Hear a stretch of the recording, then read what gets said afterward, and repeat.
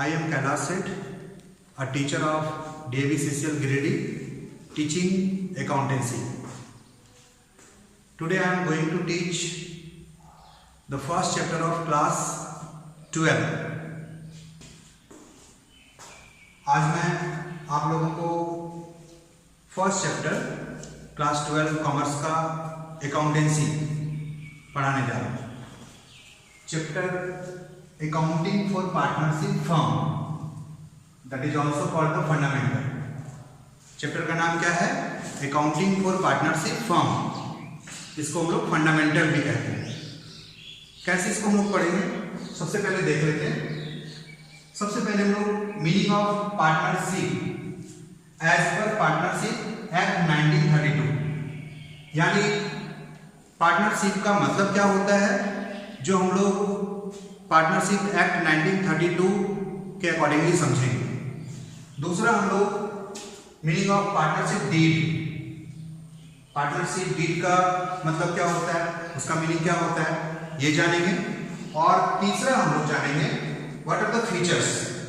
Partnership का कौन कौन सा फीचर्स है, कौन कौन सी विशेषताएं हैं। इसके बाद हम लोग rights of A partner. Partner यानी साझेदार, साझेदार का क्या अधिकार है, क्या राइट है, ये सारा हम लोग जानेंगे विस्तार पूर्वक। और ये सारा जानने के बाद थ्योरी पोर्शन को फिर हम लोग सीखेंगे अकाउंटिंग ट्रीटमेंट, यानी इस चैप्टर में हम लोग अकाउंटिंग कैसे करते हैं, कौन कौन से अकाउंट्स बनाते हैं और क्या क्या जर्नल एंट्रीज पास होगा, कौन कौन से अकाउंट्स बनाने पड़ेंगे, and different methods of maintaining the partners capital account. यानी पार्टनर्स कैपिटल अकाउंट को मेंटेन करने का दो मेथड है, फिक्स्ड मेथड यानी अस्थाई और फ्लक्चुएटिंग मेथड। ये दोनों हम लोग आगे चल के सीखेंगे। तो फर्स्ट एक एक करके हम लोग स्टार्ट करते हैं। पहला हम लोग बात करते हैं मीनिंग एज पर पार्टनरशिप एक्ट 1932।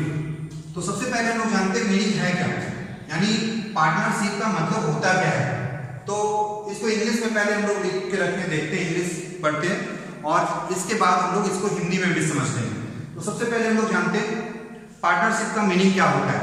तो it is the relation between persons who have agreed to share the profits of business carried on by all or any of them acting for all। कहने का मतलब है, अगर हम हिंदी में बात करें, कि दो या दो से अधिक पर्सन्स के बीच का ये रिलेशन होता है, यानी बिजनेस रिलेशन होता है। दो या दो से अधिक लोगों में एक बिजनेस रिलेशनशिप बनता है और यहां पर ये लोग एग्री होते हैं, समझौता करते हैं कि हम लोग सहमत होते हैं कि भाई हम लोग बिजनेस चला के जो भी प्रॉफिट होगा उसको आपस में बांट लेंगे। इसके बाद कहता है कि चाहे बिजनेस को सारे पार्टनर्स मिलकर चलाएं या फिर उसमें से कोई एक चलाए, लेकिन उससे होने वाले प्रॉफिट को सारे पार्टनर्स में बांटा जाएगा, जो एग्रीमेंट पर आधारित होगा, यानी जो एग्रीमेंट होगा उसी के आधार पर बांटा जाएगा। तो मीनिंग क्लियर हो गया कि जब दो या दो से अधिक लोग आपस में मिलकर बिजनेस को चलाएंगे और उससे होने वाले प्रॉफिट को आपस में बांट लेंगे, और यहां पर बिजनेस को चाहे सारे पार्टनर्स मिलकर चलाएं या फिर उसमें से कोई एक पार्टनर बिजनेस को चलाए, प्रॉफिट होगा सब में बटे।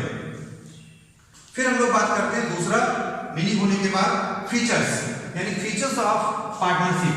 तो क्या क्या फीचर्स है, एक एक करके हम लोग समझते जाएंगे। पहला है टू और मोर पर्सन्स, यानी कम से कम दो व्यक्ति होना चाहिए, दो पर्सन होने चाहिए, और तभी पार्टनरशिप स्टार्ट हो सकता है। हम लोग पार्टनरशिप के रूप में बिजनेस को चला सकते हैं, और मैक्सिमम 50 होगा। जो कंपनीज एक्ट 2013 के आधार पर जो नया रूल आया है उसके आधार पर हम लोग बात करें तो मिनिमम 2 पर्सन हो सकते हैं पार्टनरशिप में, और मैक्सिमम 50 व्यक्ति होंगे, मैक्सिमम 50 पर्सन होंगे।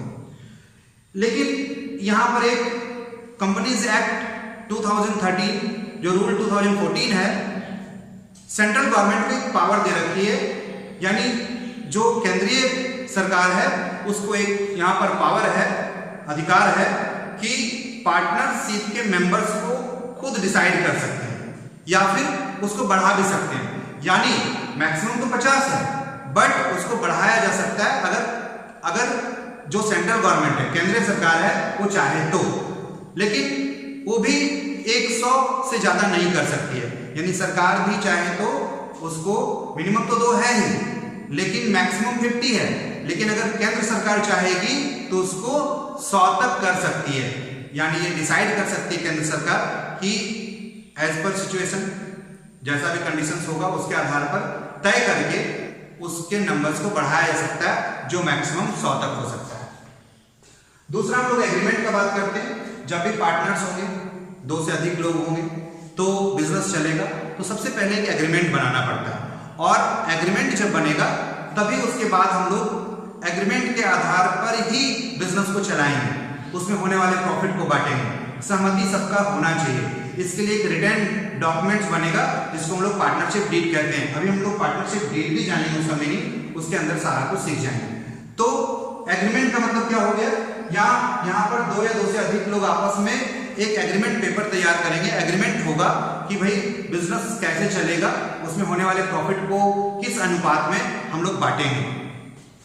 तीसरा हम लोग शेयरिंग प्रॉफिट का बात करते हैं। यानी जैसे बिजनेस 2 या 2 से अधिक लोग आपस में कर रहे हैं, बिजनेस का हमारा पर्पस ही होता है, उद्देश्य ही होता है प्रॉफिट कमाना। तो उसमें होने वाले प्रॉफिट को पार्टनर्स बांटेंगे, सारे पार्टनर्स बांटेंगे, एक सर्टेन रेशियो में बांटेंगे।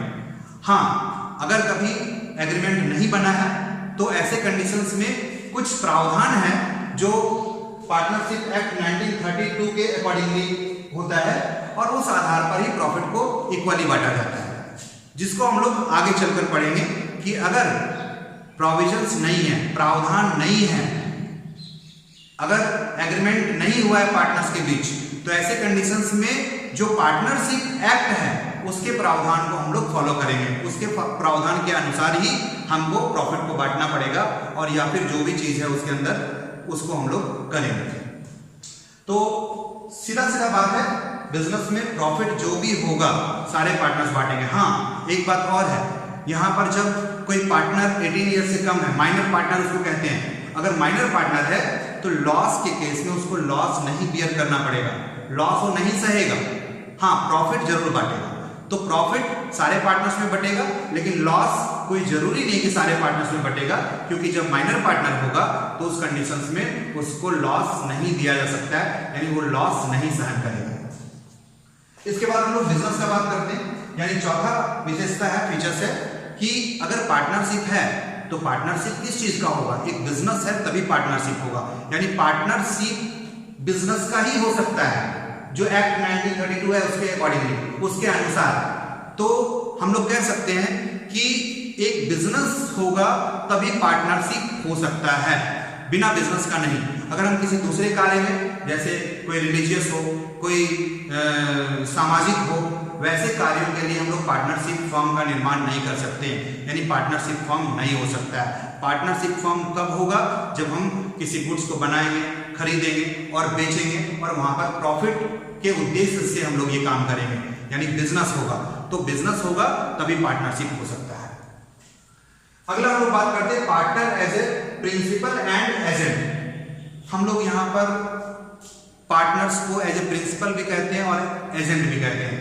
एजेंट क्यों कहते हैं, क्योंकि मीनिंग से क्लियर हो गया, जितने भी पार्टनर्स होंगे या तो सब मिलकर बिजनेस चलाएंगे, या कुछ ही पार्टनर चलाएंगे, या एक ही पार्टनर चलाएंगे, बाकी पार्टनर कोई काम नहीं करेगा।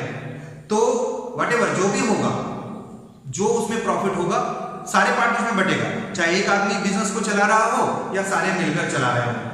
तो यहाँ पर हम एज ए प्रिंसिपल किसको कहेंगे और एजेंट किसको कहेंगे, जो भी पार्टनर पार्टनरशिप में होता है वो एक एजेंट होता है, क्योंकि जो भी काम करेगा, जो भी प्रॉफिट कमाएगा, किसी भी तरह का किसी से अनुबंध करेगा, कांटेक्ट करेगा किसी बाहरी आदमी से, थर्ड पार्टी से, तो सारे पार्टनर्स को मानना पड़ेगा। तो पार्टनर क्या है, एज एजेंट है, और जो भी वो काम करता है, जो भी कमाई करता है, या जो भी किसी से कॉन्ट्रैक्ट करता है, वो सारे अदर्स पार्टनर को मानना पड़ता है। इसलिए यहाँ पर पार्टनर क्या है, एज एजेंट वर्क करता है, काम करता है। लेकिन जो पार्टनर कुछ नहीं कर रहा है बट दूसरे पार्टनर्स कर रहे हैं काम, तो जो पार्टनर कुछ नहीं कर रहा है उस पार्टनर को भी जो अदर पार्टनर, दूसरे पार्टनर्स कुछ भी करते हैं, उससे फर्म को कुछ लॉस होता है या प्रॉफिट होता है, या किसी थर्ड पार्टी तीसरे आदमी से कोई अनुबंध करता है तो जो पार्टनर कुछ नहीं कर रहा है उसको भी ये मानना पड़ेगा। यानी वैसे पार्टनर को हम लोग पार्टनर्स एज ए प्रिंसिपल कहते हैं। यानी प्रिंसिपल कौन हो गया? पार्टनर्स एजेंट भी होता है, प्रिंसिपल भी होता है। एजेंट कौन होता है? जो काम कर रहा है फर्म के लिए, सामान बेच रहा है, कोई कॉन्टेक्ट कर रहा है, अनुबंध कर रहा है, कोई भी एक्ट कर रहा है, कोई भी क्रिया में वो शामिल है, तो उसको हम लोग एजेंट कहते हैं। बट जो बैठा हुआ है अब वो क्या है? वो प्रिंसिपल है, उसको मानना पड़ेगा। जो अदर एजेंट कोई भी काम करता है या डिसीजंस लेता है तो उस पार्टनर को मानना पड़ेगा जो कुछ नहीं कर रहा है, तो वो प्रिंसिपल हो गया। बट जो पार्टनर काम कर रहा है वो एज ए एजेंट हो गया। अब हम लोग कहेंगे बिजनेस कैरिड बाय ऑल और any of them acting for all. हाँ, अभी जैसे मीनिंग से क्लियर हो गया कि ये फीचर्स विशेषता क्या कहता है कि चाहे सारे पार्टनर्स मिलकर बिजनेस को चलाएगा या उसमें से कोई एक चलाएगा। बिजनेस को सब मिलकर भी चला सकता है, चाहे उसमें से कोई एक चला सकता है, लेकिन उसमें होने वाले प्रॉफिट आपस में सारे लोग बांटते हैं। इसलिए हम लोग कहते हैं बिजनेस कैरिड बाय ऑल और any of them acting for all. Business सब मिलकर भी चलाते हैं या कुछ पार्टनर्स बैठे रहते हैं, कुछ ही पार्टनर्स चलाते हैं, या सारे पार्टनर्स बैठे रहे, कोई उसमें से एक ही को बिजनेस चलाए। अगला नो सेपरेट एग्जिस्टेंस। हम लोग 11वीं क्लास में पढ़ चुके हैं कि बिजनेस और मालिक अलग समझा जाता है, सेपरेट लीगल एंटिटी होता है जब हम लोग अकाउंटिंग करते हैं। यानी बिजनेस और मालिक अलग जब हम सेपरेट लीगल एंटिटी का बात करते हैं, एग्जिस्टेंस का बात करते हैं। लेकिन यहां पर जब हम बात करते हैं पार्टनरशिप और इसका मालिक पार्टनर्स, ये दोनों के बीच अलग नहीं है, सेपरेट लीगल या एग्जिस्टेंसी नहीं है, लीगल एंटिटी नहीं है। क्यों? क्योंकि पार्टनरशिप में जो लायबिलिटीज होता है वो अनलिमिटेड होता है। कहने का मतलब क्या है? अगर हम 4 पार्टनर्स मिलकर बिजनेस को चलाते हैं और जो भी पैसा उसमें लगाते हैं, मान लो कि चारों मिलकर 10 लाख रुपया लगाया, कल रह के अगर बिजनेस लॉस में चला गया, डूब गया और मार्केट में कर्ज बढ़ गया, तो ऐसे कंडीशन में उसको पेमेंट करने के लिए फर्म का पैसा तो देना ही पड़ेगा, जो हमारे पास प्रॉपर्टी है बेचना पड़ेगा। लेकिन उसके अलावा अगर घटता है उस कर्ज को उतारने में, तो ऐसे कंडीशंस में पार्टनर का जो भी अपना पर्सनल प्रॉपर्टी है उससे भी पैसा लाकर उस कर्ज को देना पड़ेगा। तो यहां पर क्या हुआ?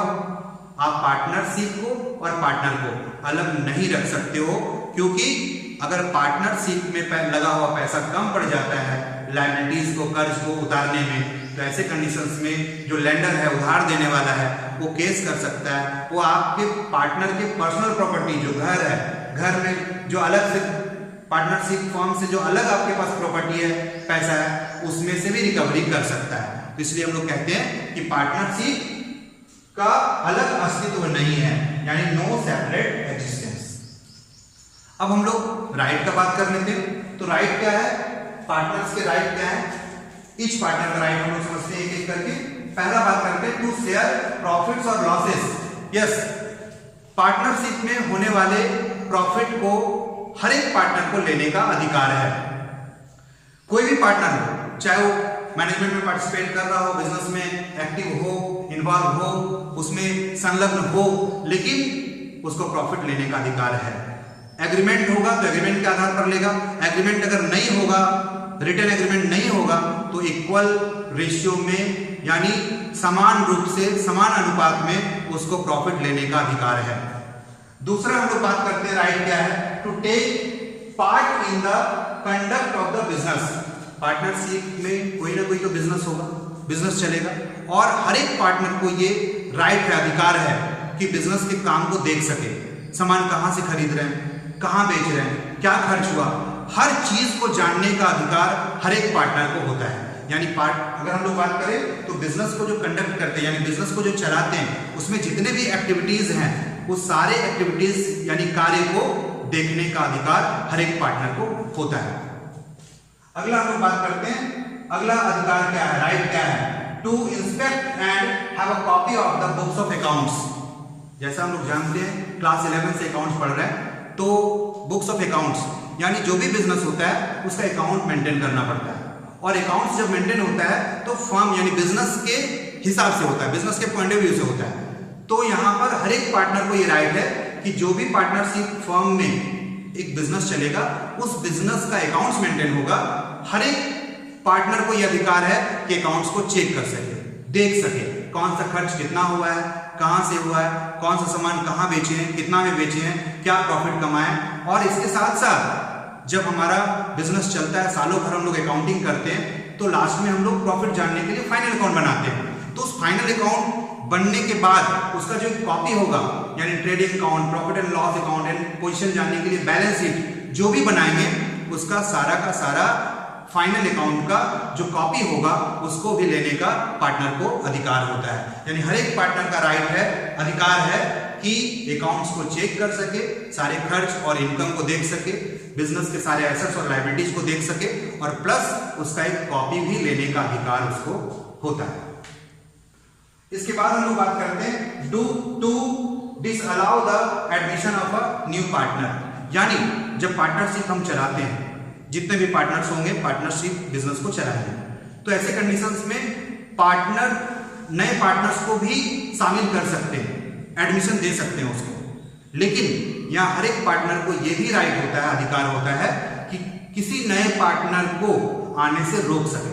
यानी अगर कोई नया पार्टनर को बाकी पार्टनर्स एडमिशन देना चाह रहे हैं, उसको शामिल करना चाह रहे हैं, बट उसमें से कोई एक पार्टनर कहता है कि नहीं भाई हम उस नए आदमी को पार्टनर नहीं बनाएंगे, तो ये उसका अधिकार है, राइट है कि उस नए पार्टनर को आने से रोक सके। यानी फिर से हम एक बात करते हैं कि किसी भी पार्टनरशिप में नए पार्टनर्स को शामिल किया जा सकता है, लेकिन हर एक पार्टनर को यह भी राइट है कि उस नए आदमी को पार्टनरशिप में आने से रोक भी सके। और कुल मिलाकर हम कह सकते हैं जब तक सारे पार्टनर्स एग्री नहीं होंगे, सहमत नहीं होंगे कि एक नए पार्टनर को लाया जाए, तब तक ऐसा पॉसिबल नहीं है, हम नए पार्टनर को नहीं ला सकते। अगला हम लोग बात करेंगे to retire from the firm. हर एक पार्टनर को यह भी अधिकार है कि जब चाहे पार्टनरशिप से वो अलग हो सकता है, पार्टनरशिप को छोड़ सकता है। हाँ, उसको एक शॉर्ट नोटिस देना पड़ेगा, पहले उसको एक नोटिस देना पड़ेगा कुछ दिन पहले, 6 महीना पहले कम से कम, और देन वो अपने पार्टनरशिप फर्म से, बिजनेस से अलग हो सकता है। यानी हर पार्टनर को राइट है कि बिजनेस से वो एक नोटिस के बाद कभी भी अलग हो सकता है। इंटरेस्ट ऑन लोन, जैसा हम लोग जानते हैं जब बिजनेस करते हैं एज ए पार्टनरशिप, तो सारे पार्टनर्स एज ए कैपिटल पैसा लगाता है, पूंजी के रूप में पैसा लगाता है सारे पार्टनर्स। लेकिन अगर कभी फर्म को, बिजनेस को और पैसे का जरूरत पड़ जाए, तो ऐसे कंडीशंस में कोई पार्टनर उसमें से लोन भी दे सकता है, एडवांस भी दे सकता है फर्म को। तो ऐसे कंडीशंस में अगर लोन दिया है तो उस पर इंटरेस्ट भी लेने का उसको राइट होता है, सबसे पहले प्रॉफिट में से। और अगर वहां पर रेट ऑफ इंटरेस्ट पहले से हम लोग एग्रीमेंट नहीं बनाए उसके बारे में रेट ऑफ इंटरेस्ट का, तो वहां पर 6% पर एनम के रेट से उसको इंटरेस्ट ऑन लोन, जो लोन पार्टनर ने अपने फर्म को दिया है, उस पर लेने का अधिकार है। फिर हम लोग लास्ट राइट का बात करते हैं to get expense incurred for firm. अगर कोई पार्टनर फर्म के लिए कोई भी खर्च किया हो, फर्म के पॉइंट ऑफ व्यू से किया हो, फर्म को चलाने के लिए, फर्म के किसी भी काम के लिए अगर किसी भी तरह का खर्च किया है, तो भी उसको ये राइट है कि फर्म उसको पैसा दे दे, यानी वापस दे दे। यानी वो उस खर्च को जो पार्टनर फर्म के पॉइंट ऑफ व्यू से, फर्म को चलाने के लिए, फर्म के किसी काम के लिए किया है, उस पैसे को वापस लेने का अधिकार भी पार्टनर को होता है।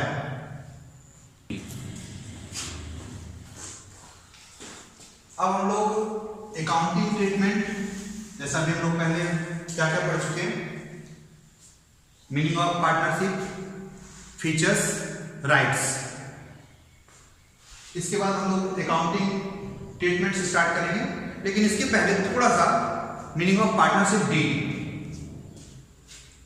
यानी इसके पहले हमने लिखा था कंटेंट में सेकंड नंबर में मीनिंग ऑफ पार्टनरशिप डीड।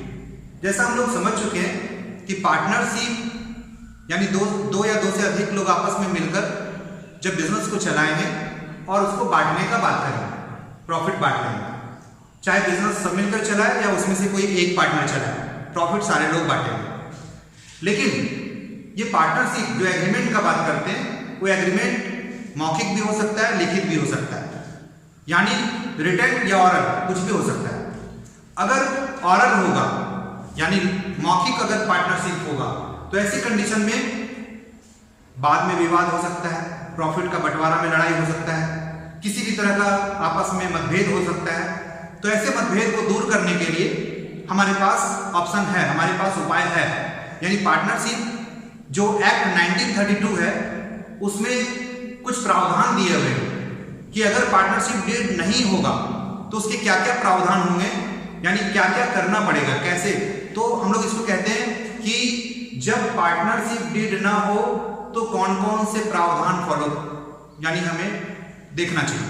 तो सबसे पहला नंबर, अगर पार्टनरशिप डीड नहीं होगा तो पहला प्रावधान है कि पार्टनर्स आपस में प्रॉफिट को इक्वली बांटेंगे, बराबर बांटेंगे। दूसरा है कि पार्टनर ने कैपिटल लगाया है फर्म में, बिजनेस में, कोई ज्यादा या कोई कम, लेकिन उसको इंटरेस्ट लेने का कोई अधिकार नहीं होगा।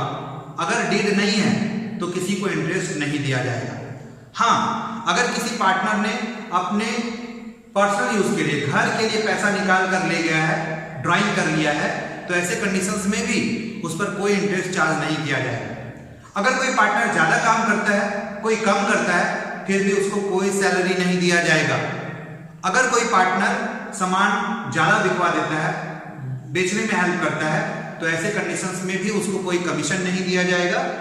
और पांचवा है, अगर कोई पार्टनर लोन दे रखा है फर्म को, एडवांस दे रखा है कैपिटल के अलावे, तो उसको 6% से इंटरेस्ट लेने का अधिकार है उस लोन पर। तो ये हम लोग 5 प्रावधान पढ़ते हैं जब डीड ना हो। कौन कौन सा? और ये तभी फॉलो होता है जब किसी तरह का कोई डीड नहीं हो या कोई पर्टिकुलर एक चीज के लिए डीड नहीं हो, हमने आपस में पहले से तय नहीं किया है। तो ये 5 ऑप्शन हमारे पास है जो इस प्रावधान को फॉलो करना पड़ता है। पहला प्रावधान हमने क्या बताया, प्रॉफिट इक्वल बटेगा। दूसरा, इंटरेस्ट ऑन कैपिटल नहीं दिया जाएगा। तीसरा, इंटरेस्ट ऑन ड्राइंग्स भी नहीं लिया जाएगा। चौथा, किसी भी पार्टनर को कोई सैलरी नहीं दिया जाएगा। पांचवा, किसी भी पार्टनर को कोई कमीशन नहीं दिया जाएगा।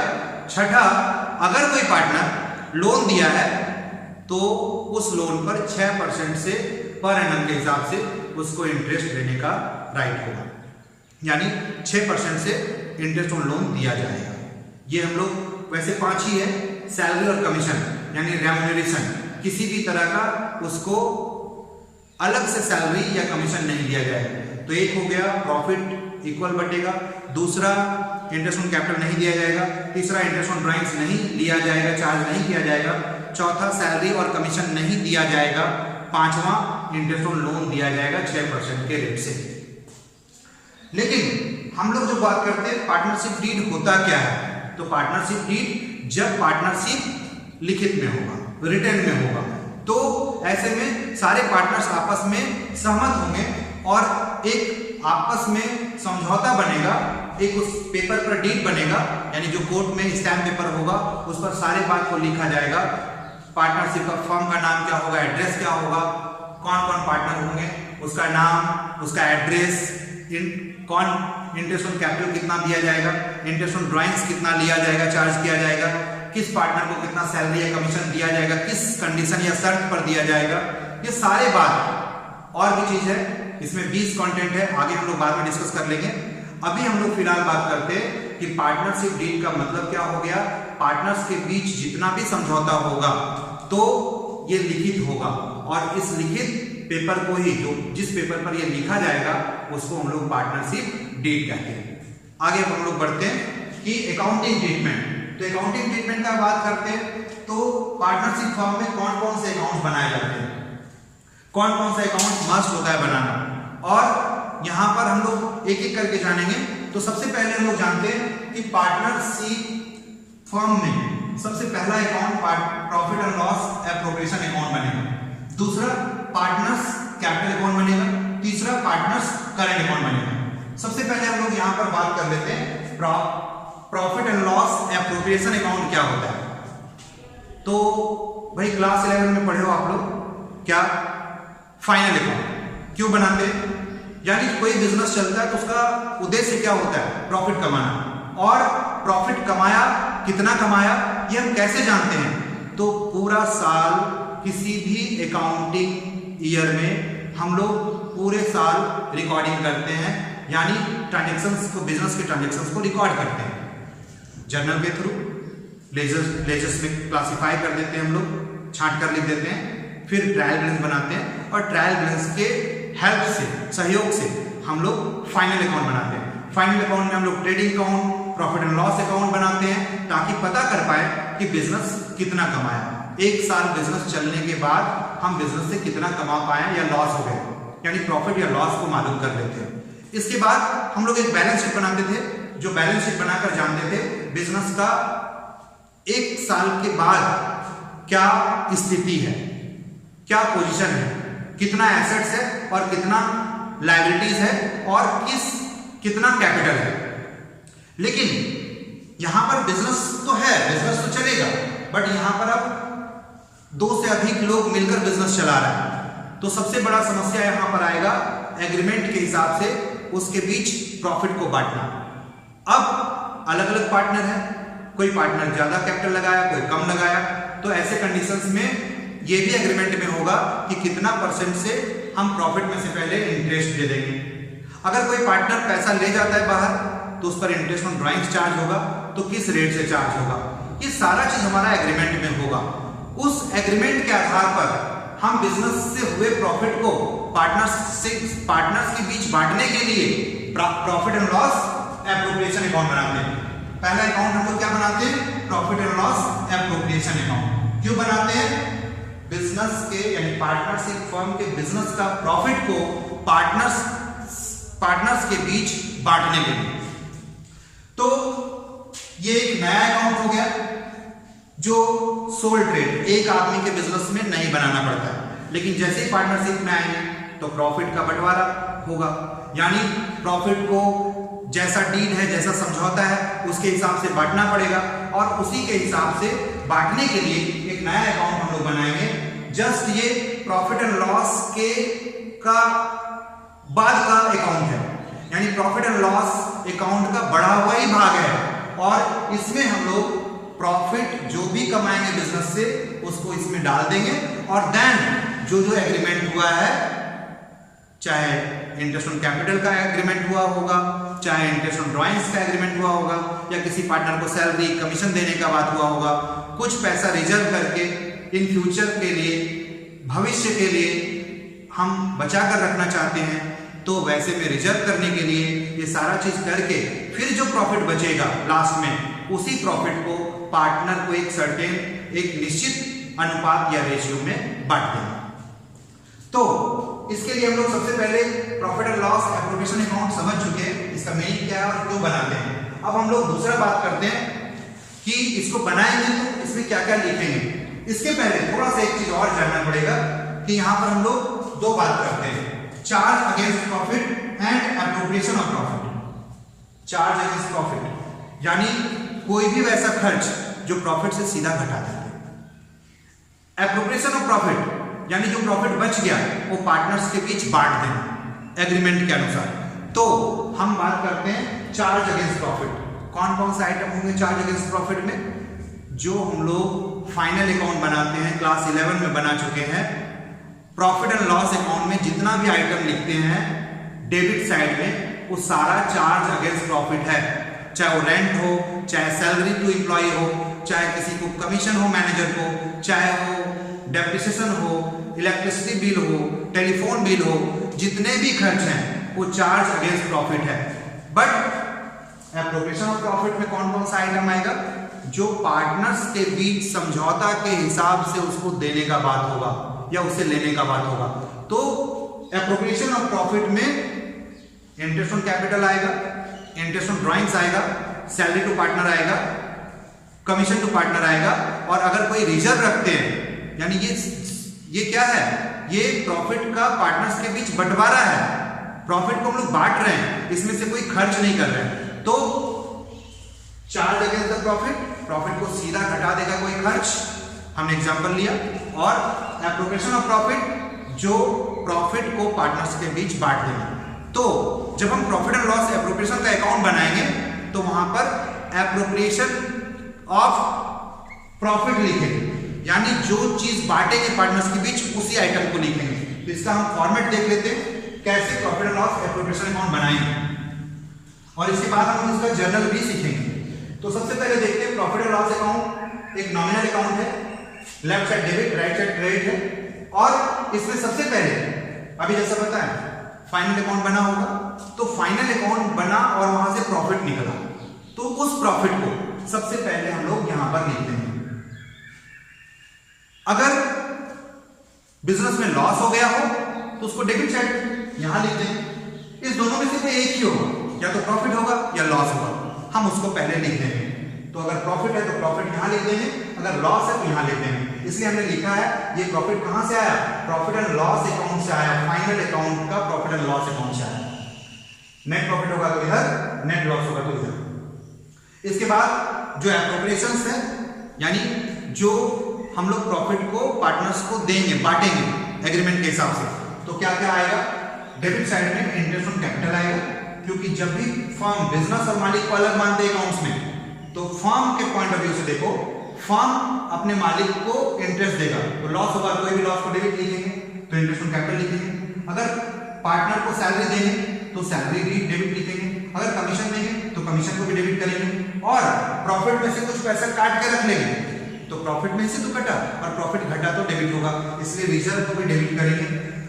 इसके बाद इंटरेस्ट ऑन ड्राइंग्स, अगर पार्टनर पैसा घर के लिए निकालकर अपना यूज के लिए ले गया है तो उस पर जो इंटरेस्ट चार्ज करेंगे वो फर्म के लिए फायदा होगा, और उस फायदे को क्रेडिट में लिखेंगे, क्योंकि कोई भी प्रॉफिट को क्रेडिट में लिखते हैं, तो इंटरेस्ट ऑन ड्राइंग्स क्रेडिट में लिखेंगे। इसके बाद टोटल करेंगे, जैसे एग्जांपल हम लोग ले लेते हैं, और यहाँ पर हम लोग मान लिए कि ए भी 2 पार्टनर है और इक्वल पार्टनर है। सपोज 100 रुपया हमारा कमाई हुआ, प्रॉफिट हुआ, इंटरेस्ट ऑन कैपिटल 2 रुपया और 2 रुपया 4 रुपया हमने चार्ज किया, तो 104 रुपया हमारा टोटल प्रॉफिट हो गया। मानकर चल रहे हैं कि 2 पार्टनर है।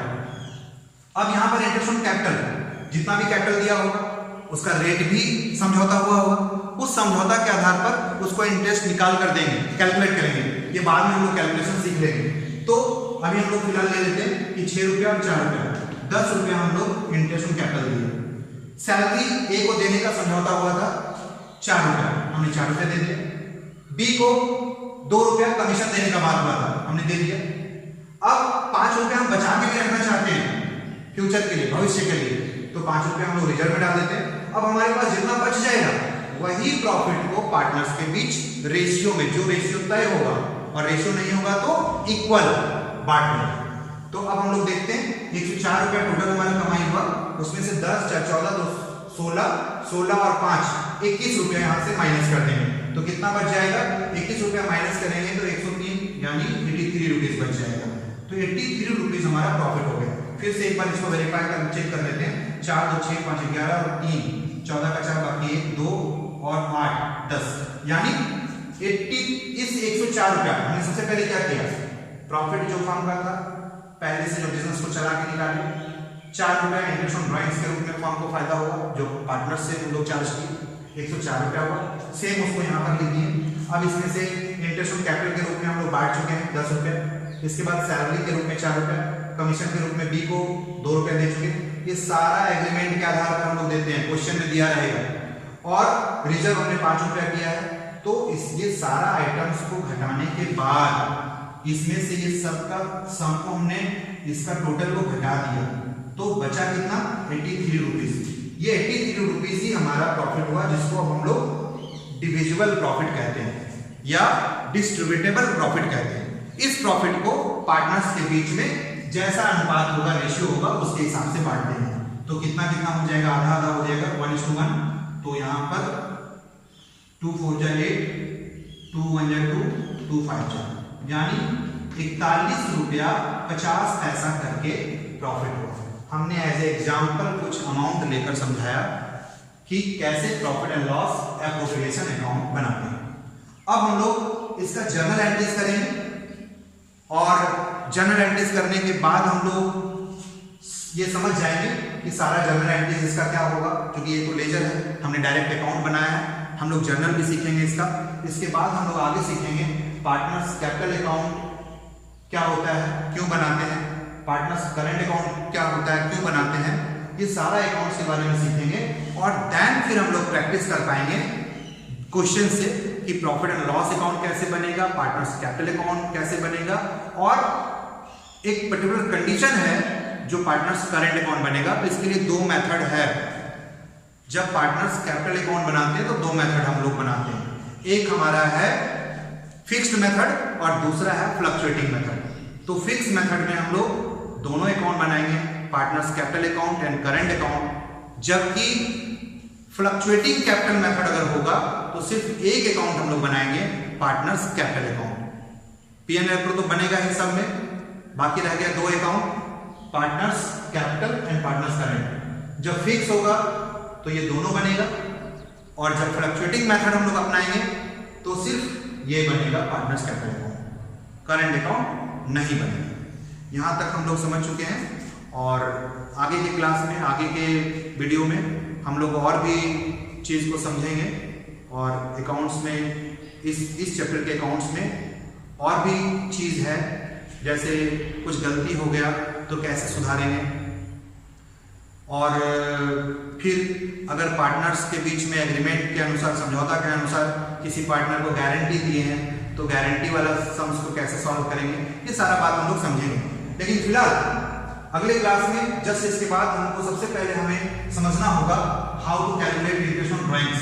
यानी इंटरेस्ट ऑन ड्राइंग्स कैलकुलेट करने का बहुत सारा तरीका है, बहुत सारा अलग अलग कंडीशंस है, और उस कंडीशंस के आधार पर ही इंटरेस्ट ऑन कैपिटल कैलकुलेट होता है।